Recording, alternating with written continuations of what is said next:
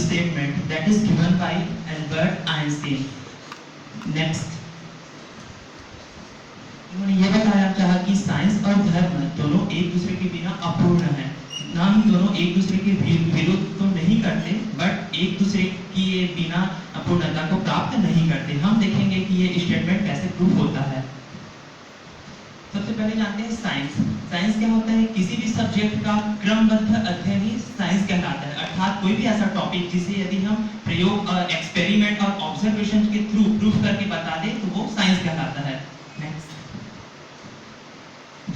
धर्म को डिफाइन करना ठीक उतना ही टफ है जितना रिलीजन को डिफाइन करना उतना ही टफ है जितना गॉड को डिफाइन करना। धर्म जीवन, मृत्यु और पुनर्जन्म को जानना ही धर्म है। अर्थात अपने मूल स्वभाव, खुद को जानना ही धर्म कहलाता है। Next, now we will see what is the relation between science and religion, how they are complementary to each other. I would like to tell with the help of some examples. जैसे हम देखते हैं कि पहले जमाने में ये माना जाता था कि जो पृथ्वी है वह स्थिर है और सूर्य इसके चारों ओर चक्कर लगाता है। बट राइट नाउ रियलिटी हम सभी को पता है, पृथ्वी सूर्य के चारों ओर चक्कर लगाती है। ऐसा नहीं है कि सूर्य जो है पृथ्वी के चारों ओर चक्कर लगाए। और इसी चीज को धर्म बताता है कि धर्म के अकॉर्डिंग क्या मानते हैं हम लोग कि कोई भी आस्था है, धर्म रहस्य है, ये सब धर्म बताता है। और साइंस सिंपली जो भी चीजें हैं उसको प्रूव करके बताता है। अब धर्म को मानने वाले ये बोलते हैं कि वेद और गीता में जितने भी वर्ड्स लिखे हुए हैं सब भगवान के वर्ड्स हैं, उन पर हमें ट्रस्ट करना चाहिए। लेकिन साइंस ऐसा नहीं कहता। साइंस का मानना है कि भले ही मतलब गॉड नहीं है, लेकिन हम किसी भी चीज को बिना एक्सपेरिमेंट के बता नहीं सकते। वे अपने अनुयायियों को ये बताना चाहता है कि आप किसी भी चीज पर ट्रस्ट मत कीजिए जब तक कि उसे प्रयोगों के द्वारा आप सिद्ध न कर सकें। नेक्स्ट, धर्म बोलता है कि धर्म को बताने वाले जितने भी लोग हैं उनकी बातों पर हमें ट्रस्ट करना चाहिए और धर्म ग्रंथों में जितनी भी अच्छी बातें लिखी हुई है उन सबको हमें फॉलो करना चाहिए, because that would be good for us. एक और एग्जांपल मैं देना चाहूंगा कि पहले धर्म के अकॉर्डिंग क्या था कि चंद्रमा जो है वो भगवान का रूप समझा जाता था। बट साइंस ने प्रूव कर दिया कि चंद्रमा भी पृथ्वी के समान है, वह पृथ्वी का एक उपग्रह है जो हमें पृथ्वी के बारे में जानकारी देता है। अब हम देखते हैं कि रिलीजन साइंस के बिना कैसे ब्लाइंड है। मतलब ये सब फैक्ट्स ऐसे हैं जो धर्म में कहा गया है लेकिन उसको बताया नहीं गया है कि एक्चुअल में होता कैसे है। इस चीज को साइंस प्रूव करके बताता है। नेक्स्ट, आप सभी ने सुना होगा पुराने टाइम में बोला जाता था कि यदि हम कहीं ट्रैवल करें और बिल्ली रास्ता काटते तो कुछ ना कुछ अपशकुन हो जाता था। ये धर्म में सिर्फ बताया गया है। बट साइंस ने प्रूव किया है कि पुराने जमाने में लोग ट्रैवल के लिए बैलगाड़ी और घोड़ों का यूज करते थे।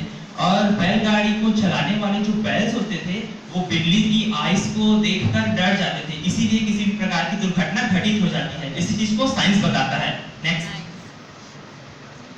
अब हम जानते हैं कि पीपल के पेड़ की पूजा तो सभी लोग करते हैं। भले किसी भी पेड़ की पूजा मत करें, लेकिन पीपल के पेड़ हर जगह पूजनीय है। इसके पीछे मेन रीजन सिर्फ और सिर्फ इतना है कि पीपल की पत्तियों का यूज लोग मेडिसिन बनाने के लिए करते हैं, पहला। और सेकंड चीज ये है कि जैसा सभी पेड़ रात में ऑक्सीजन, रात में कार्बन डाइऑक्साइड लेते हैं और ऑक्सीजन छोड़ते हैं।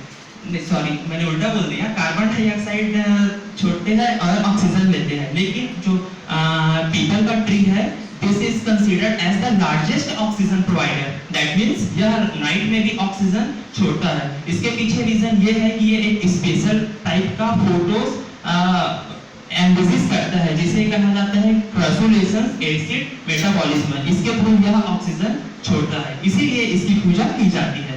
नेक्स्ट, ऐसा माना जाता है कि हमें उत्तर की तरफ सिर रखकर नहीं सोना चाहिए। ऐसा सोने से कुछ न कुछ अपशकुन होता है। बट इसके पीछे साइंस का लॉजिक ये बोला जाता है कि जब हम सोते हैं तो हमारे चारों ओर मैग्नेटिक फील्ड बनती है और पृथ्वी के चारों ओर भी मैग्नेटिक फील्ड बनती है। जब दोनों एक साथ अलाइन होते हैं तो इससे हार्ट डिजीज और ब्लड प्रेशर जैसी बीमारियां होती है। यही रीजन है कि हमें उत्तर की तरफ सिर रखकर नहीं सोना चाहिए। और ये धारणा बनी रहती है कि जब भी हम कोई इंपॉर्टेंट काम करने के लिए जाएं तो हमें घर से निकलने के पहले दही और शक्कर खा के निकलना चाहिए। ऐसा धर्म ने कहा गया है, लेकिन उन्होंने बताया नहीं कि ऐसा क्यों। बट इसके पीछे साइंस का लॉजिक ये कहा जाता है कि दही और शक्कर इसीलिए यूजफुल होते हैं क्योंकि दही जो है वो हमारे पेट को ठंडा रखती है और इनमें जो शक्कर रहती है वो हमें एनर्जीज और कैलोरीज देती है, जिससे कि हम अपना टास्क बिना किसी प्रॉब्लम के सक्सेसफुली कंप्लीट कर सकते हैं। Next one. Now we will see how science without religion is lame. These are some facts that proves that science is lame without religion. ये है विशफुल सर्पेंट अर्थात इच्छाधारी सांप। इसके बारे में तो हम सभी जानते हैं।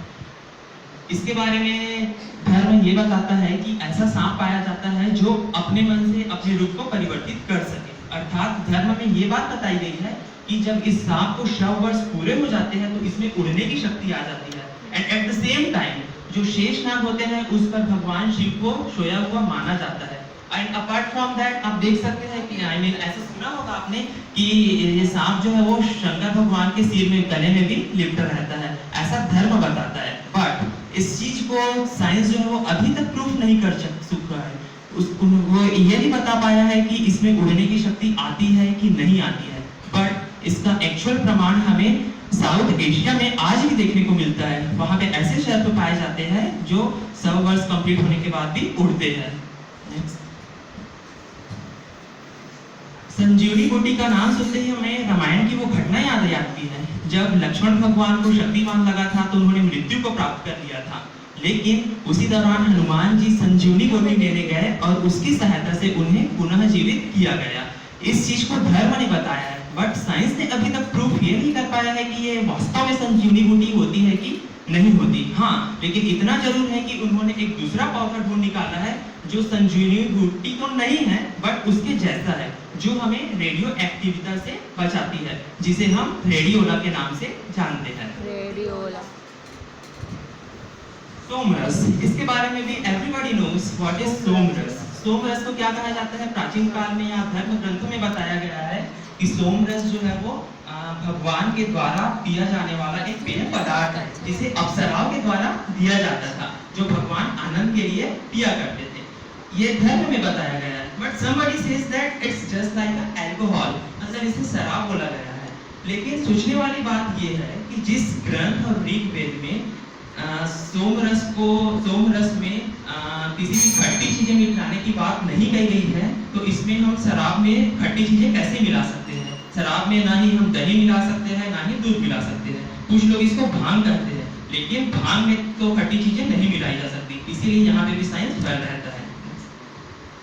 रीबर्थ, हम सभी रीबर्थ के बारे में धर्म ये कहता है कि पुनर्जन्म होता है, बट साइंस इस चीज को अभी भी प्रूफ नहीं कर चुका है। आप देखेंगे कि लेडीज नर्स को पूछेंगे कि जब बच्चा कोई पैदा होता है तो वह एक मृत बॉडी के समान रहता है कुछ सेकंड्स तक, लेकिन थोड़ी ही देर बाद उसमें अचानक से बच्चा जो है मूवमेंट करते हुए जोर जोर से रोने लगता है। तो इससे ये पता चलता है कि उसमें सडनली आत्मा प्रवेश करती है, जिससे कि रीबर्थ को धर्म प्रूव करता है, बट साइंस नहीं। कंक्लूजन, हम ये कंक्लूजन निकालते हैं कि धर्म और साइंस दोनों ही हमारे लिए जरूरी है। दोनों ही एक साथ जब मिलते हैं तब पूर्णता को प्राप्त होते हैं। अर्थात धर्म जो है वो जीवन जीने का नाम है और जीवन को किस तरह से जिया जाए इसको बताता है science. Thank you so much.